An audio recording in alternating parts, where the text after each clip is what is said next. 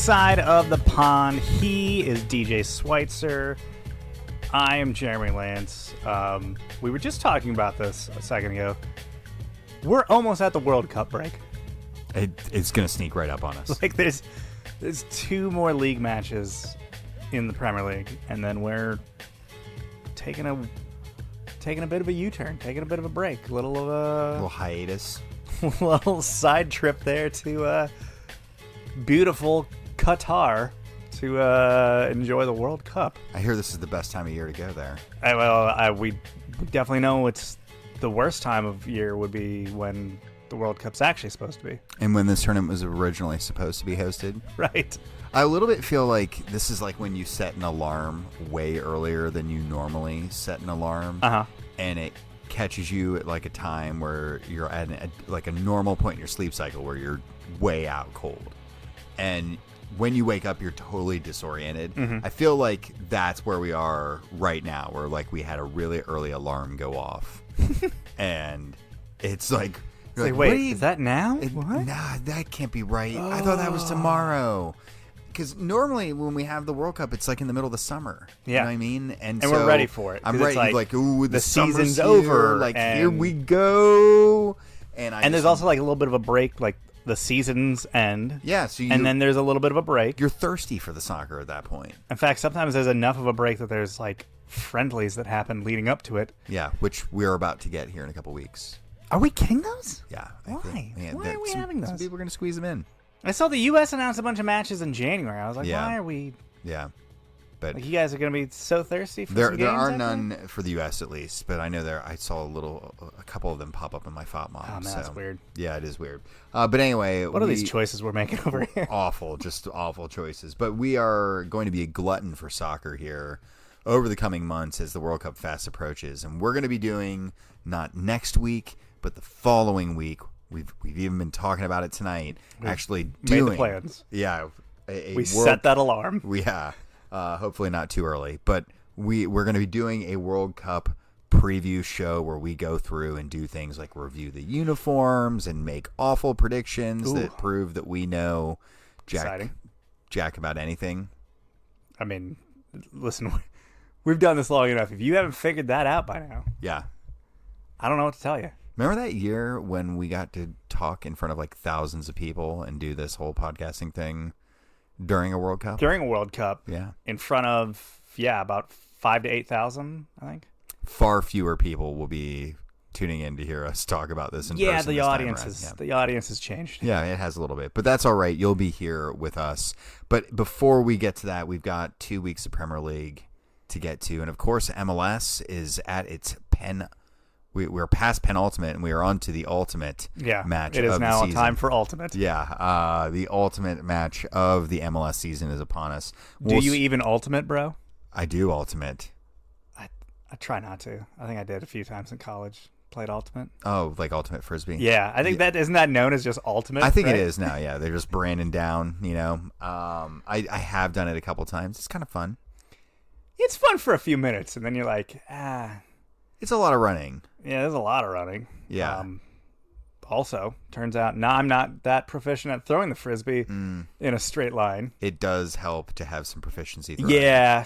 Like, it's one thing. Like, I think most adults with, like, functioning motor skills know how to at least, like, throw a frisbee. But, like, in that and, like, disc golf, like, it's slightly different mechanics. You're actually wanting to, like, it to go exactly in a spot. It's precise science. And not kind of just kind of float wide and come near where you wanted to. The margin for error is very large. Yeah. And that type of disc tossing. You're just firing darts in that one. So. No, we have reached the final match of the MLS season with MLS Cup.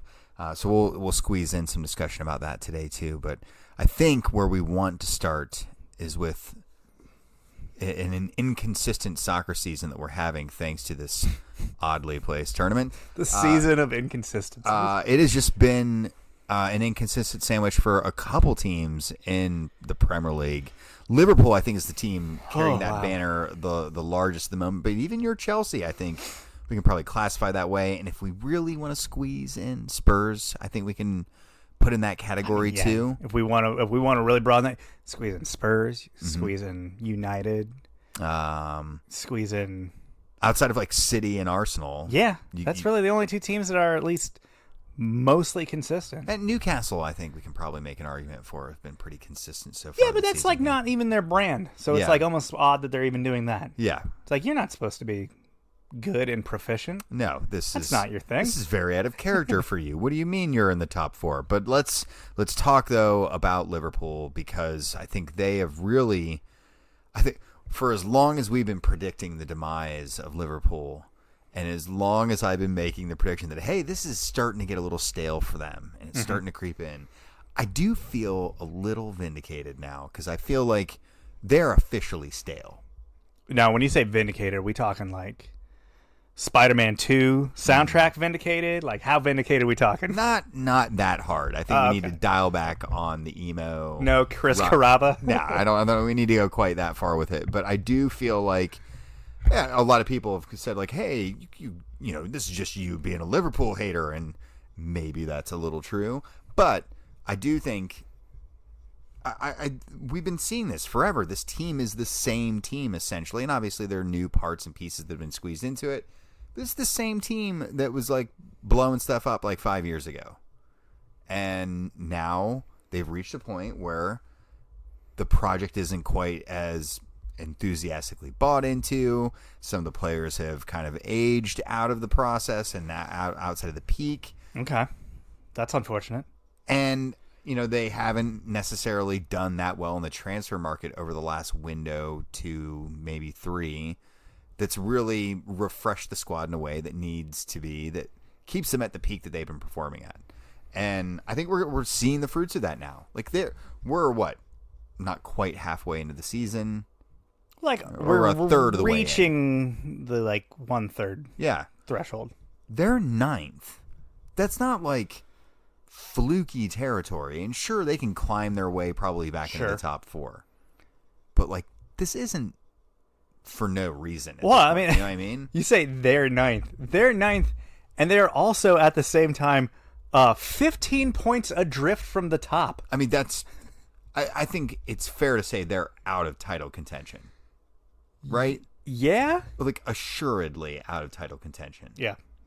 Because while I can see Arsenal tailing off, there's no way, like, this City side is going to, like, not just continue to chug. Yeah. I mean, you're not catching up to both. Yeah.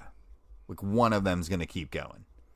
And Liverpool have proven the only team that have been capable of keeping this type of pace with City. And if they can't do it, they can't be trusted to do it. I don't know what our chances are to see somebody pip either of those two at the top. Yeah, I mean, I feel like that's a pretty unlikely thing to happen now. But do you feel like this is this a stale team? Is this a Liverpool side? We've been talking about this all season so far, though. Right. There's your consistency. Yeah, there we go. It has been a consistently troubling season. It really has for been. this side. This is back-to-back losses for them. Losses against two teams that are, checks notes, not doing well otherwise. Yeah, and we'll talk about Leeds here in a moment as they pip this 2-1 lead over Liverpool. But down in 9th, 15 points off the top. They're also dealing with like a ton of injuries right now. Yeah.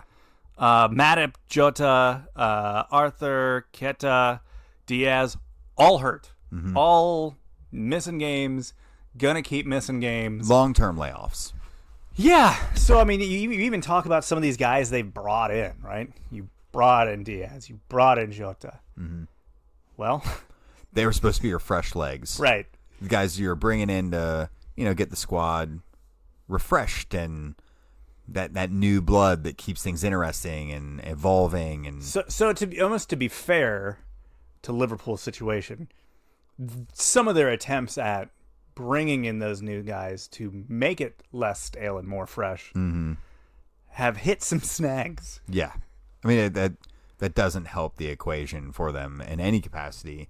Do you see them climbing back into the top 4 of the season? Like, how, if you had to give it, a percentage rating. Climbing back into the top 4? Sure, yeah. Jeez, oh man.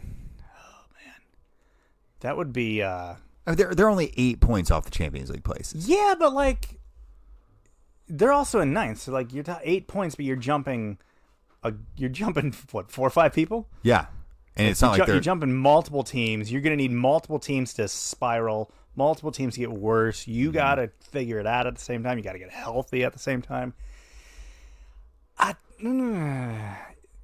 Doable, sure. Likely, I don't think so at this point. I know. I mean, they got to hit that.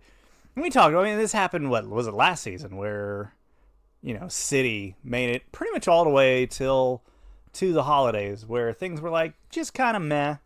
They weren't that far back or anything, but like meh. But then they kind of hit that stride and never looked back, and took the title. Right. Liverpool kind of almost need to do something similar to that to get a top 4 spot.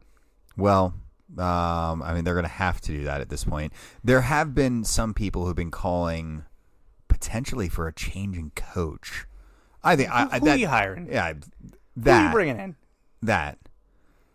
But do you think Klopp could be the guy that does this?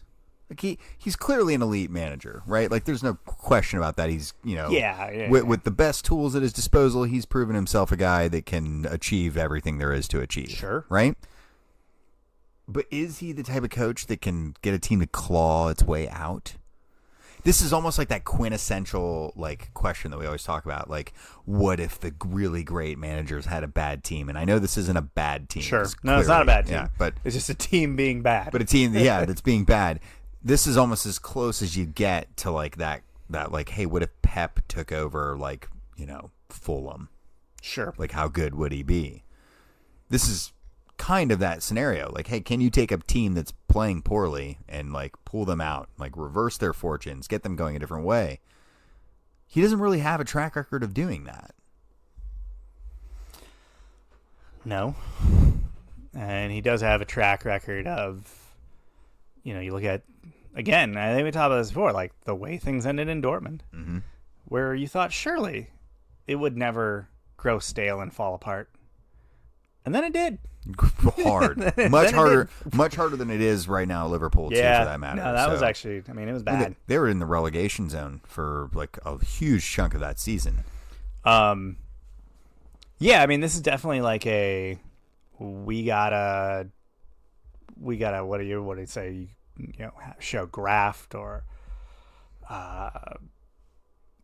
character, whatever this is going to be that moment for the squad. If they are going to get themselves out of it, it's going to take a lot of... It's the intangible stuff. Sure. Mm-hmm. It's going to take a lot more than just being proficient at their style of play, which at the moment they appear to not be. Yeah. Quick aside before we move on to Chelsea. Leeds, more so than Klopp, needed this win. Jesse Marsch, huge victory for his side. Yeah. As Leeds had gone, I think it was 8 matches without a win.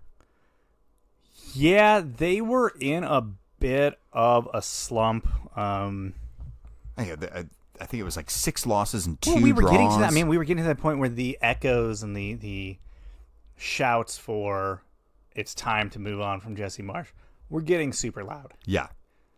The Klopp's conversation was ludicrous, but the Marsch ones, you go, yeah, I can hear that. 8 matches without a win in the Premier League is I'm frankly, actually, I didn't realize it was that long until I looked it up today. I was like, well, I know it'd been a little while. Because you got to figure he helps them survive at the end last season. Buys himself a little bit of rope. But the conversation going into this season was probably with the board and all that Italian gentleman that owns the team. Mm-hmm. Hey, we aspire for more than just surviving. Yes. And so when you have a season that all of a sudden comes clean off the rails and you can't buy a win, yeah, I think obviously then those expectations are in jeopardy. Yeah. And the season is then not going the way it was supposed to go, and the expectations aren't being met.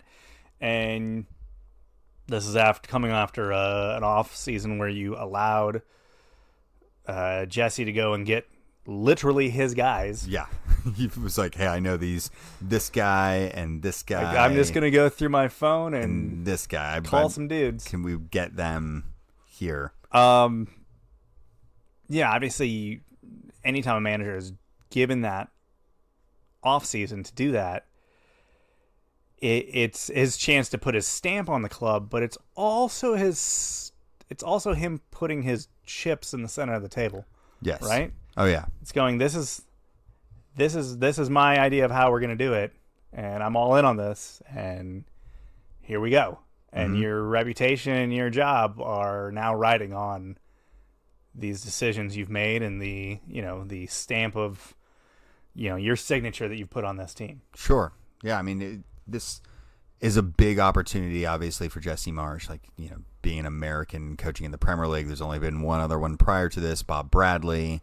How'd that go? The stick in the mud that he was as a personality, and it went poorly for him when he was fast at Swansea. But there's a stigma that comes alongside that, so he's battling a lot of things, and he's made some of these decisions along the way that he's called it soccer in some of the interviews, and everyone gets all bristly about that, and then I love when he does that. Oh, so do I. I think I it's love fantastic. when he sits there and just pokes the British soccer establishment right in the eyeball. Oh yeah, remember when he had the post-final whistle team meeting out on the field, and they had a huddle up, and they were like, "Oh, this is preposterous. What is this? What is this is American gridiron football. This is just for show, and this is this whole rah-rah thing. Most of the players are probably laughing at him. I'm sure some of them were, but on the whole, that. But again, that's how he's going to go about this job. Yeah. Sink or swim. Yeah, well, and that's why it's funny. I was listening to some other English commentary over the weekend and hearing people react to his, hand slapping or hand kind of gesture that he did after the goal. And I thought it was awesome. He's a very animated guy. Fantastic. And that's good. We all get super excited when Klopp does it, but when a guy from Racine, Wisconsin does it, it's apparently just a blight on the sport. What an unacceptable thing for him to show any ounce of personality.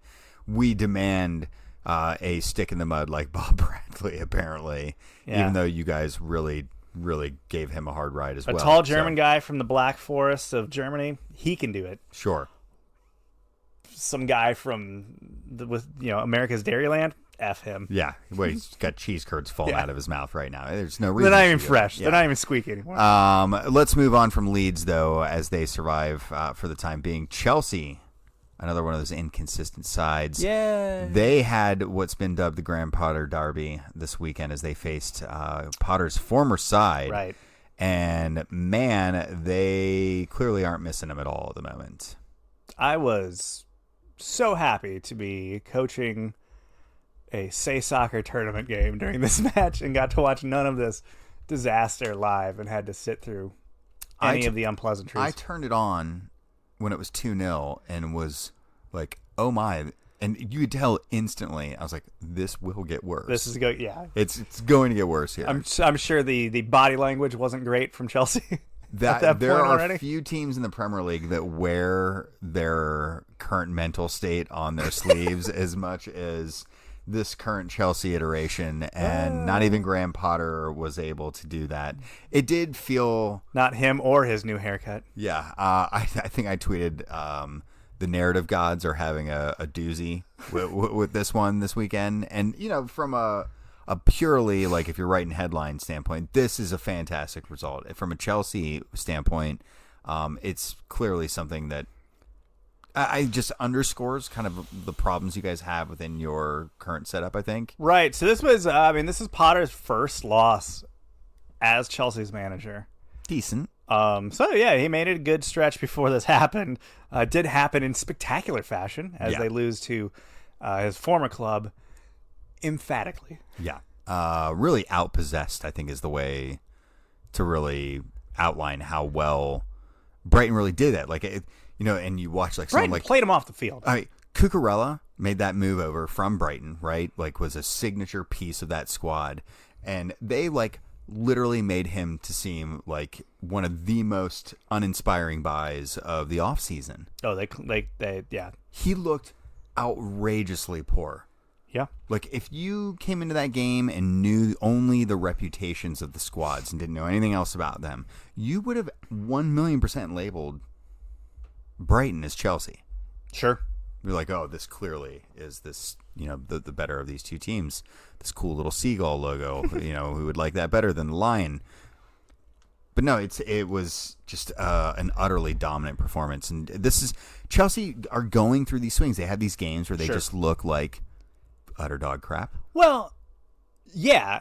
And then they have games where they look good and they get results. But ultimately, it's what was shown very clearly in the Brighton match were the same issues that have been the problem this whole time with Chelsea. When Tuchel was still there, even now, you bring in Aubameyang, yay. You bring in Sterling, yay. Ultimately, though, this team has still not figured out how they're going to score their goals. Yeah. Like, they don't have that, like, hey, our goals are going to run through, bop, bop, bop. Like, they don't operate in a way where you go, and this is how they're going to score. Like, they haven't really figured out what their scoring threat is going to be. They haven't really deployed Aubameyang in a way where he's been able to be successful. Sterling is like a guy on an island. Yeah. For a club of Chelsea's level, prestige, buying power, all the above, you guys have not had a settled striker situation since Drogba retired or left. We've had two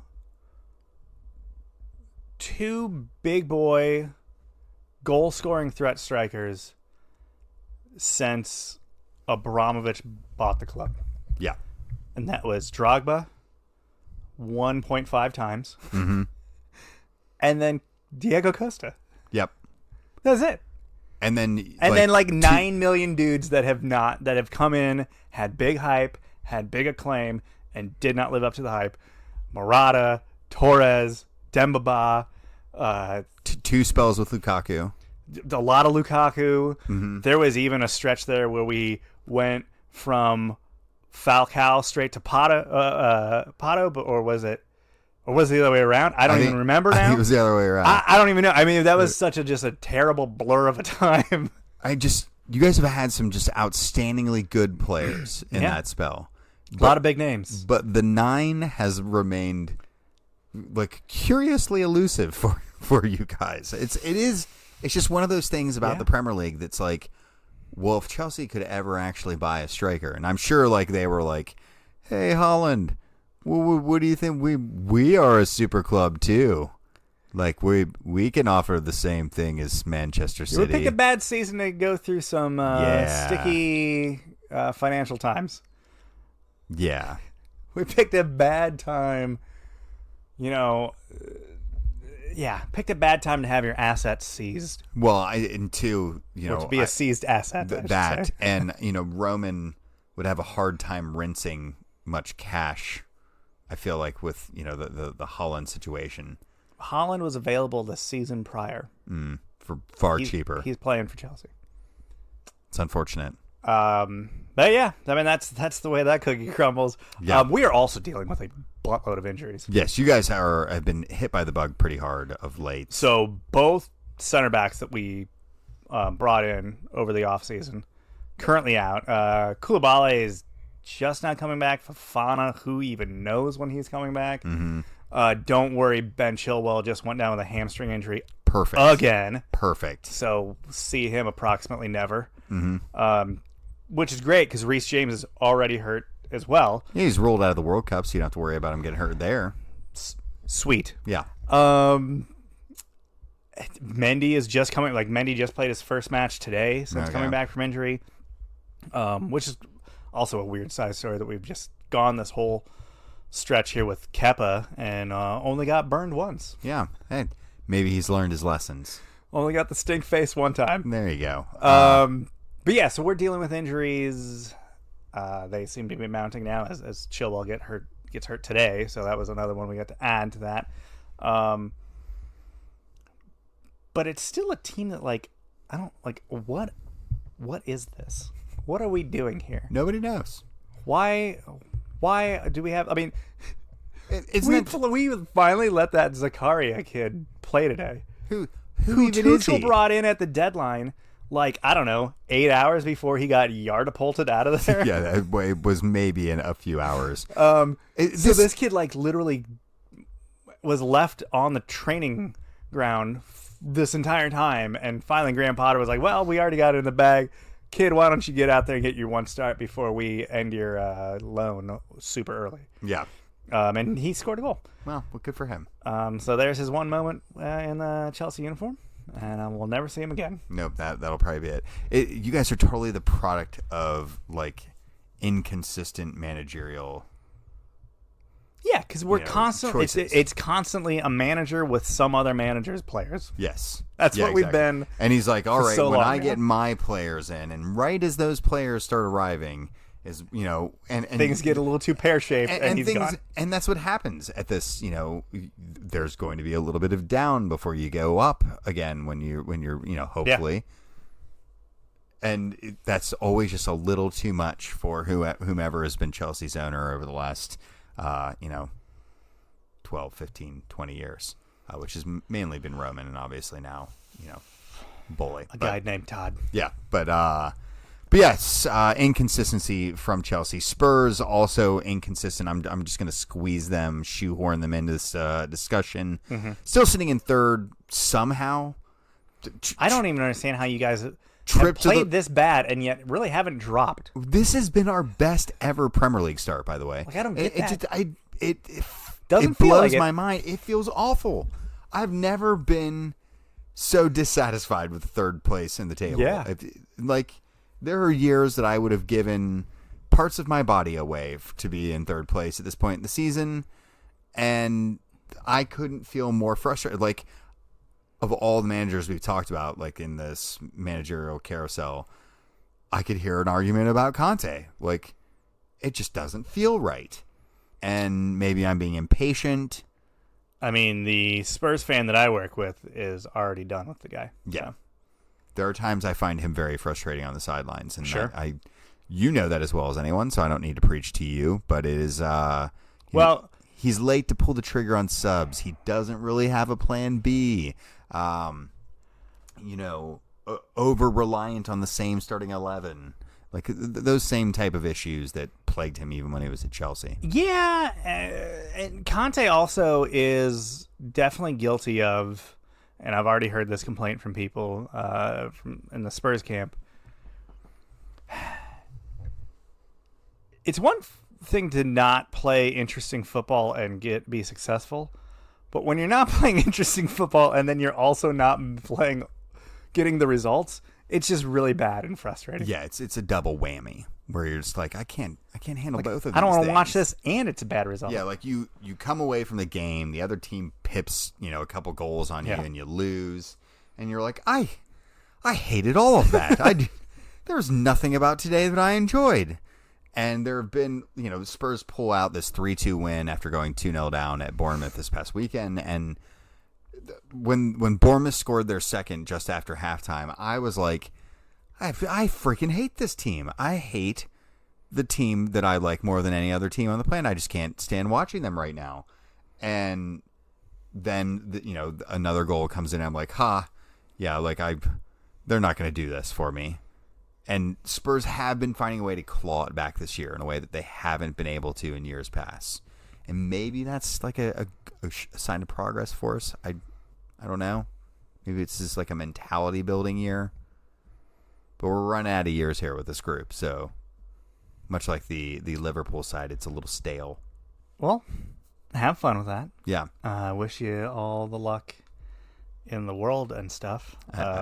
This seems not genuine whatsoever. We kind of went long on these three, so let's go quick on the other Premier League thing that we were going to talk about. Oh, okay, yeah. Which was, hey, Leicester City, are these guys going to make it? What a dichotomy this is from what we spent a couple seasons ago on the show. talking every episode. Man, are they going to really pull this off and be the champs? And now every episode. I feel are they going down? They might be.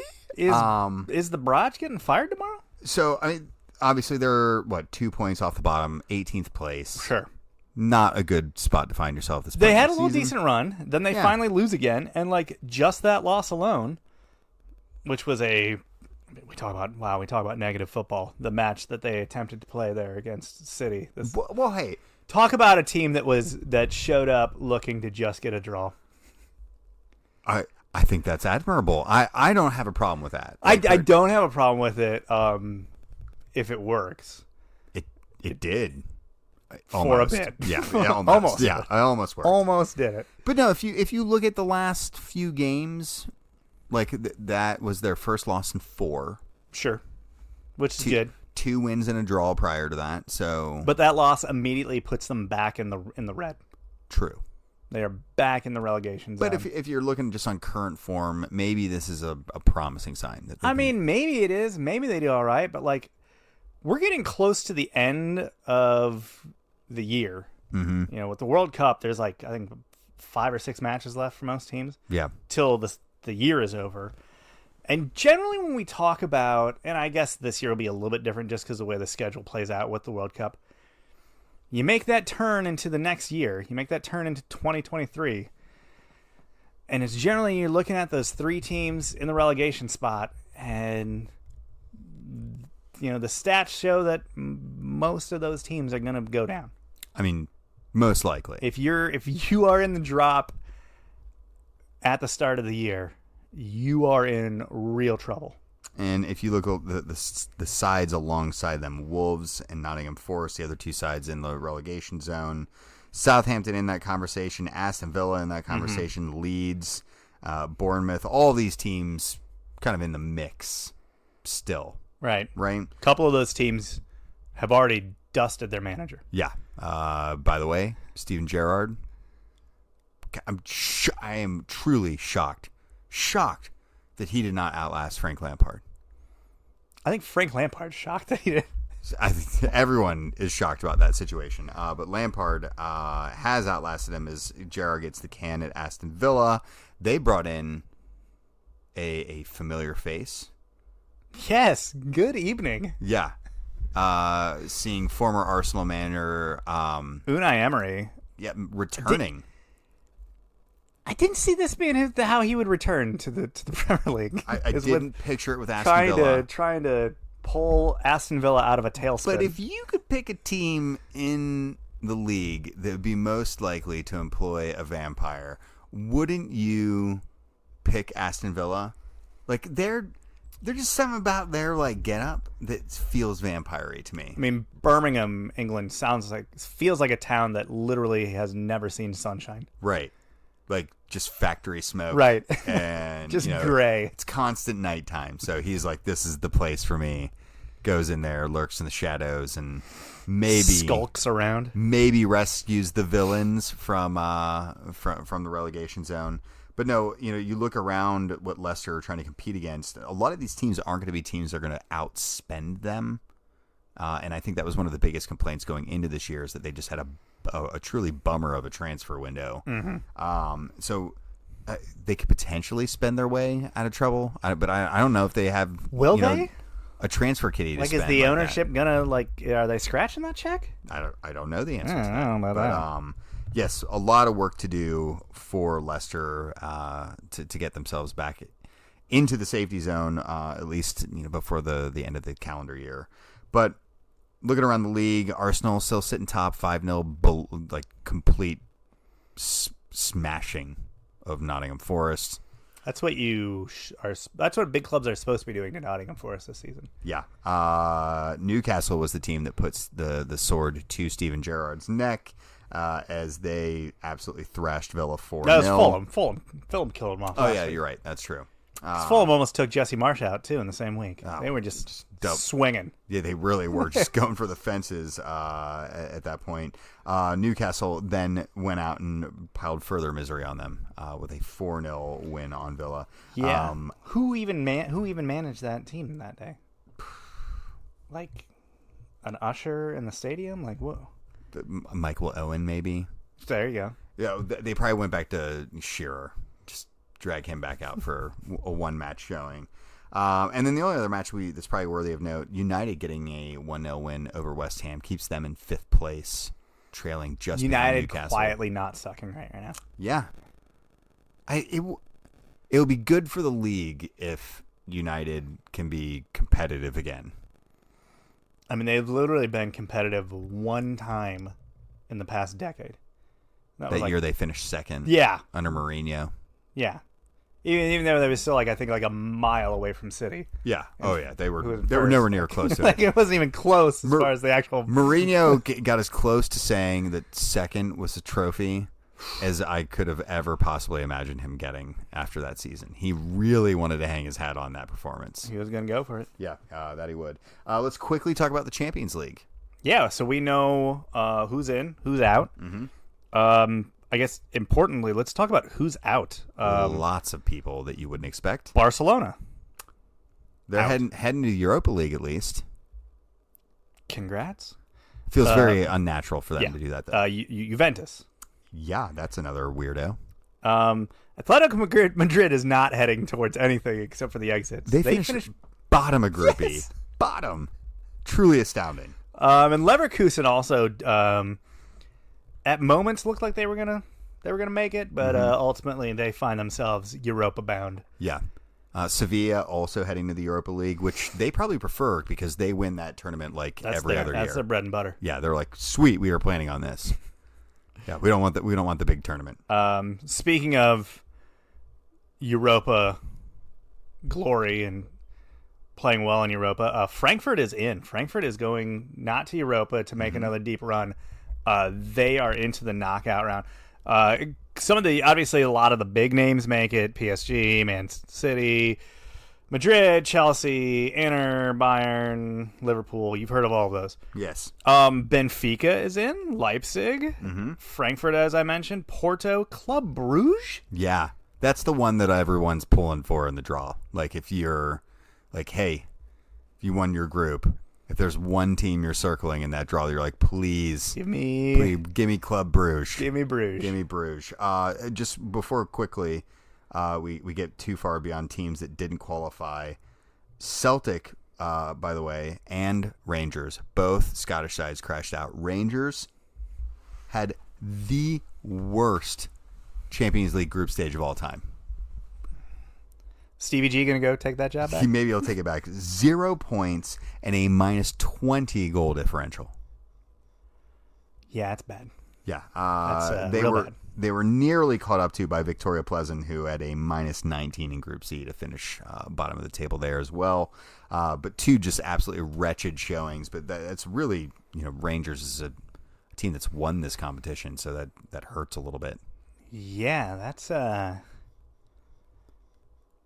yeah, it's rough. Yeah, how the mighty have fallen. But I mean, that's the Scottish Premier League. I mean, that league now is basically on par with the Championship. I mean, seriously, if you took Celtic and shoved them into the Championship right now, it is not a slam dunk they're getting promoted. No. Not at all. No. Just it's the state of things at this half point. the teams in the Scottish Premier League are League One level. Yeah. Really competitive Europa League this year, though. Yeah, it'll be There's good. some pretty big sides in there. Group D, by the way, was truly insane. Did you see how that kind of culminated on Tuesday? All 4 teams in the group, all 4, Spurs, Frankfurt, Sporting, and Marseille, all 4 of them led the group at some point during the dual matches that were going down on Tuesday afternoon. It was pure insanity. Spurs end up finishing top of the group with 11, and as you further mentioned earlier, Frankfurt getting the other spot there, but just narrowly edging out Sporting CP and were Marseille. you in the same mindset that my coworker Andrew was in, that you either wanted to win the group or finish dead last? Yeah, I did not want Europa. Didn't you League. want Europa? No. And obviously, if you're going to qualify, it's better to get first and obviously have the better pick of teams. And if we'd gone into Europa, I'd been like, well, hey, let's go win it, let's oh, really? do that. So, according to him, the worst outcome would have been going to Europa. Well, that's just what I would tell myself. Oh, okay. You know what I mean? Like, I'd want that. Talk yourself into it. You know, maybe we could do it. But if you look at some of those other sides bouncing down into that league, maybe that won't be the case.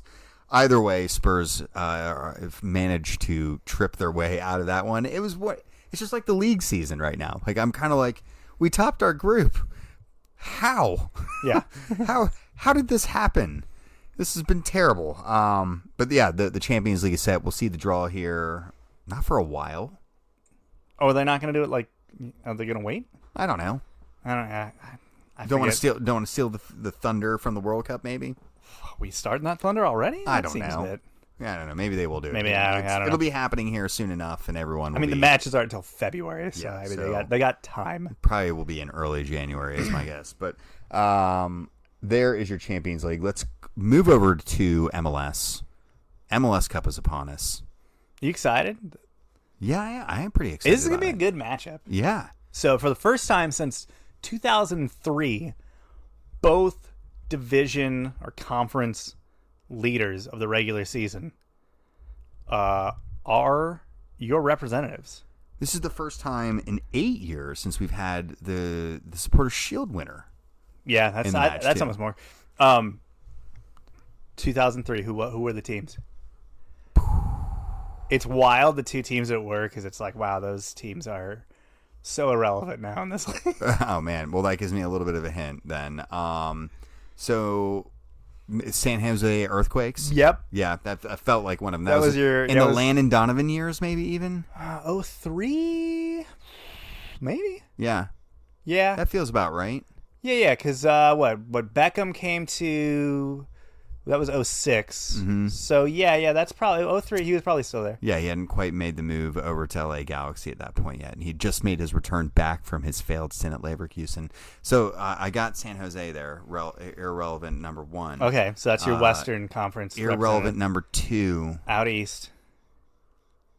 Man. I'm going to go with...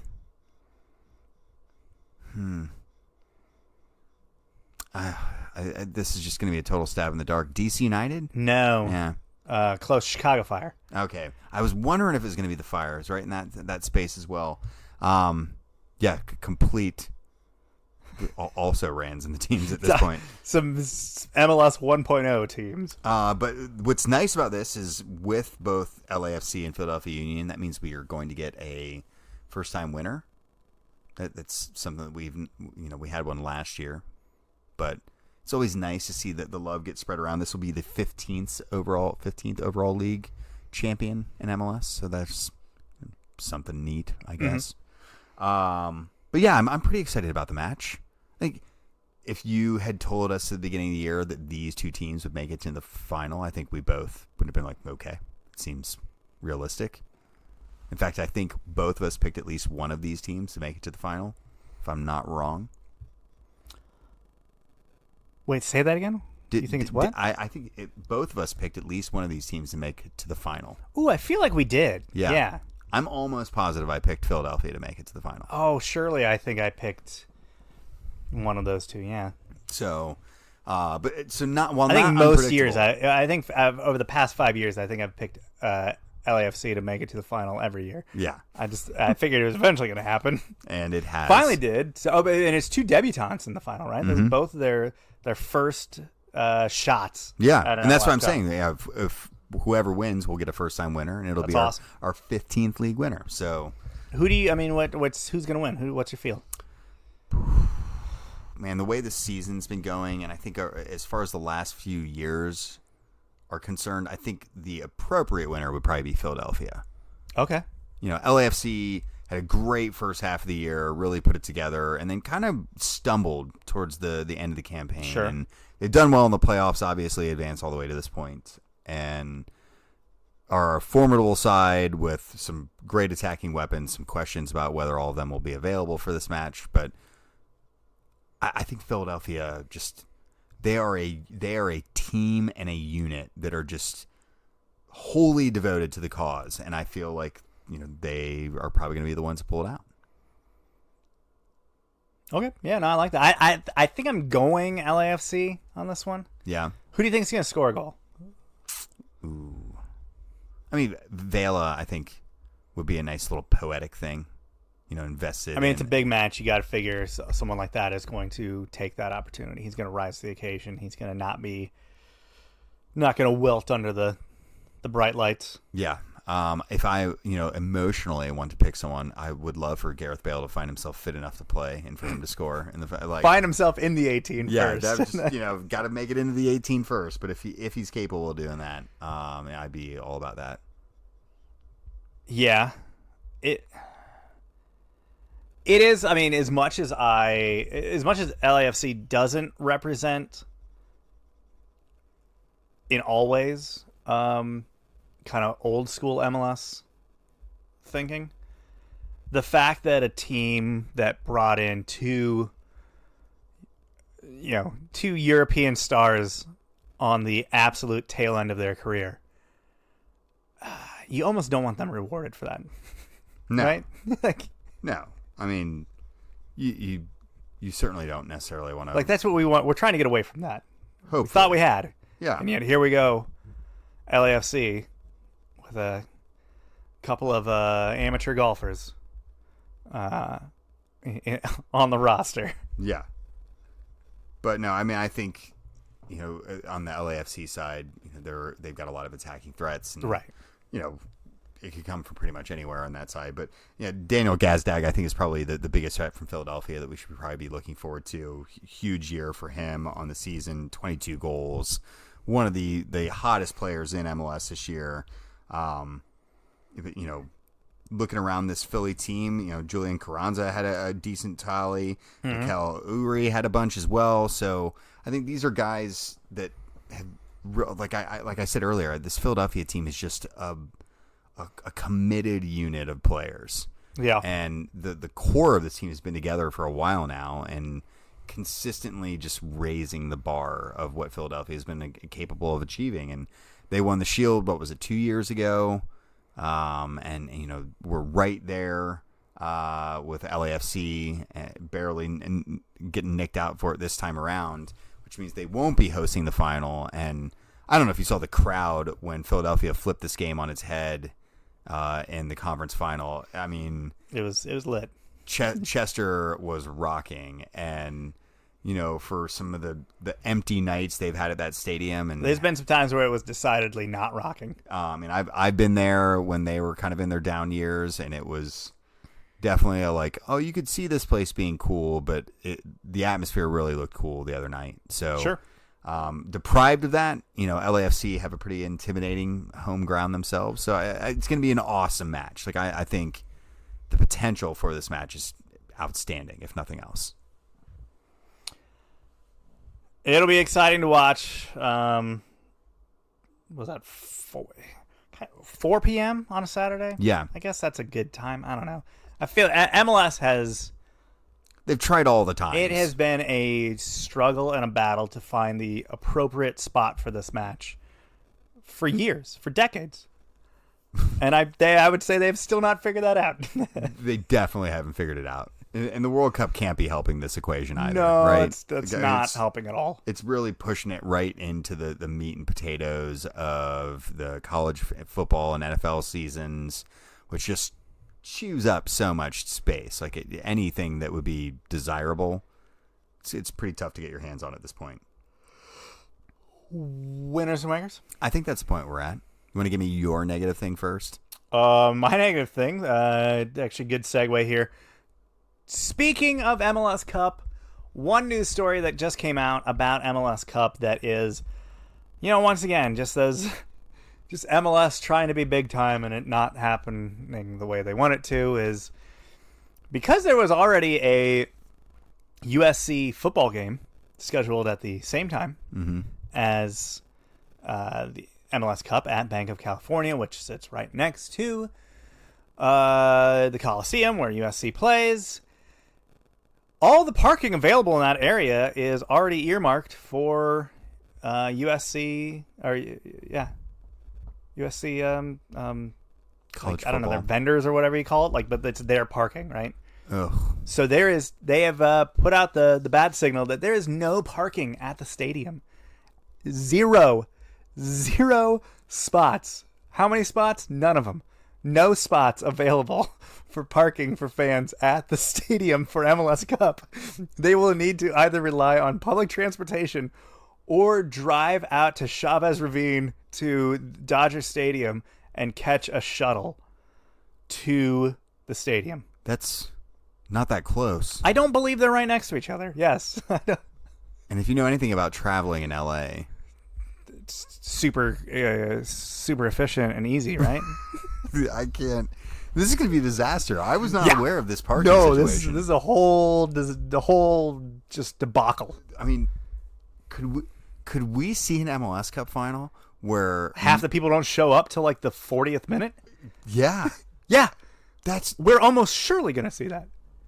Oh my gosh. I mean, MLS is going to have to be working double time right now to make sure they can get as many people there as early as possible, because otherwise the optics will be a half-empty stadium at kickoff. Oh my gosh, this is horrible. Yeah. Truly horrible. Yeah, it's not good. Oh my gosh. Well, something you discover. There's my wanker. That is a total wanker situation there. Who receives the wanker there, though? The LFC organization for not being like, hey, can we have USC boosters for not offering up spots? For total jerks here, yeah. Just MLS for just stepping in it. Every one step forward, two steps back for this league at all times. Yeah. Excellent wanker this week. Your wanker. My wanker this week. I'm giving it to. And I feel a little guilty doing this because, and you'll understand why here in a moment, but. There are 400 fans that the Qatari government have selected around the world who will be going to this winter's World Cup. That's it? Those are the only ones? On the Qatari dime. Oh. You mean beyond all the media members that have been also showered with cash and gifts and free trips beyond that. For the past 2-3 years? Beyond that. They are bringing in 400 fans who will get their flights and hotels paid for by Qatar in exchange for positive comments only on social media about the experience. Nothing negative to be said about the tournament or the hosts. Or the food. Or the bathrooms. I would assume, or anything. Or just the oppressive heat that even in the middle of winter exists. Yeah. And I want to, as a fan...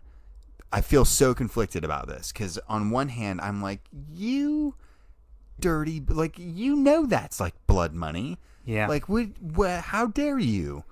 And then my first world brain turns off for a moment and I go, free trip, huh? You selfish American.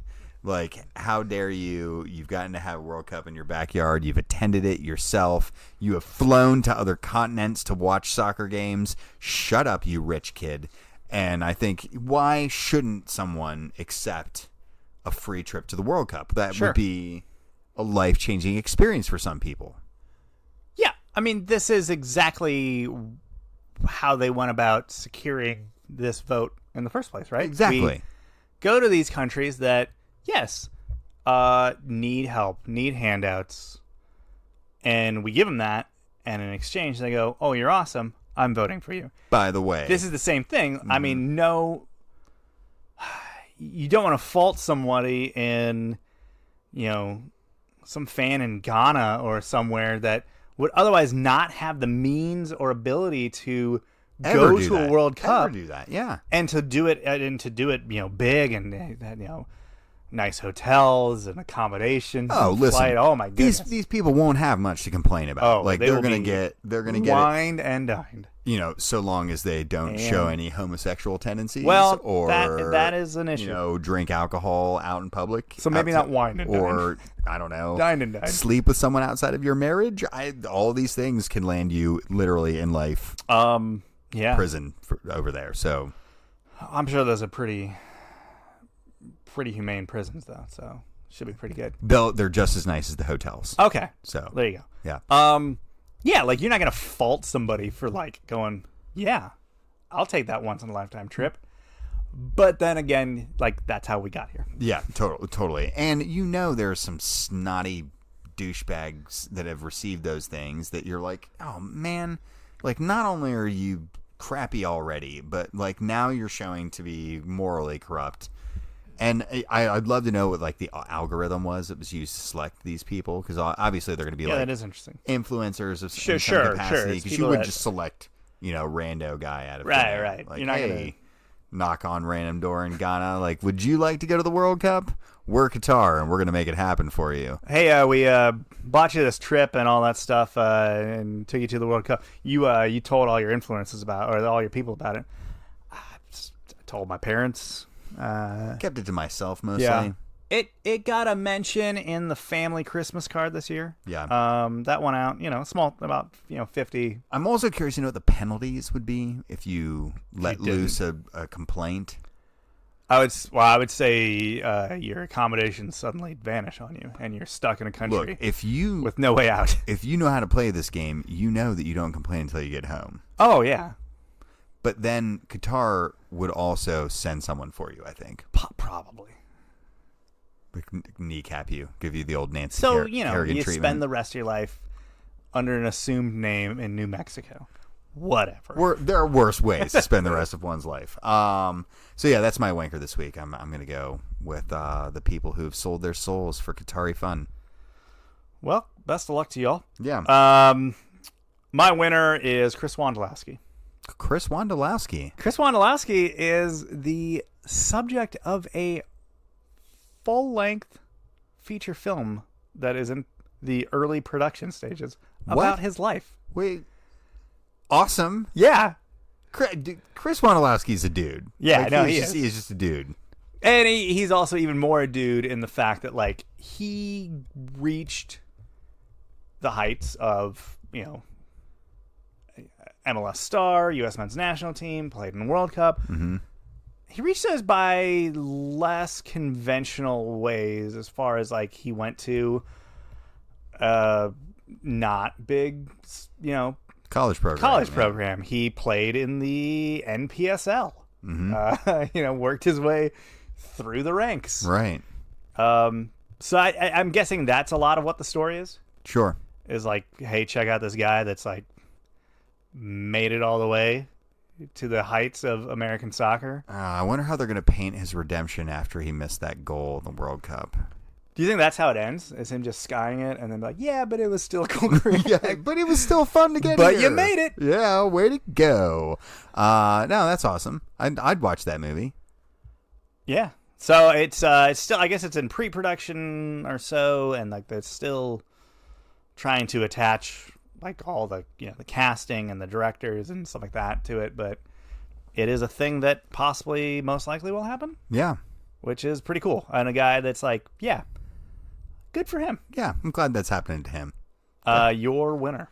I got to give it to not just the NWSL, but and the champions, newly crowned 2022 champions, NWSL's Portland Thorns. Banner year for the NWSL. Just things, obviously lots of negative things that kept them in the news. But like, despite all that negative news, the league has just been crushing it in the soccer department. Popping off. And the viewing and the popularity metrics have really kind of gone off the charts for them this year. They've struck some banner deals as far as sponsorships. They had nearly 1 million people tune in for the final itself, which is, I think by and far away their largest ever final viewing audience. And, some great crowds. And well, even the final was like a neutral venue, and it was bumping. Mm-hmm. Which, Absolutely. Like, we've seen all those years that MLS did neutral sites, and bumping was hardly how you described the scenes. No, definitely not. Oftentimes NPSL level crowds in that league, and they've really just kind of turned a corner where they have found a way to capitalize on this kind of surging movement in women's sports in a way that I don't think any league really has yet. Sure. And obviously the popularity of the U.S. women's national team has helped a ton with that, but the league's kind of doing it on its own, and despite all of the negative publicity. And I think that is helping them a tiny extent, because they're kind of being viewed as like it's getting eyeballs, because it's getting awareness. Yeah, headlines, good or bad, is at least going to keep you in, keep you on the front page. Sure. But great season for them. Hopefully a sign of positive things to continue into the future, because I think women's soccer is just, I don't think we're anywhere near close to seeing it at its maximum capacity and potential. Yeah, it's a good one. So that brings us to the end of this week's show. As always, if you have anything to say to Jeremy, he's at Jeremy Lance. I'm at Wrong Side of Pond. See. Goodbye.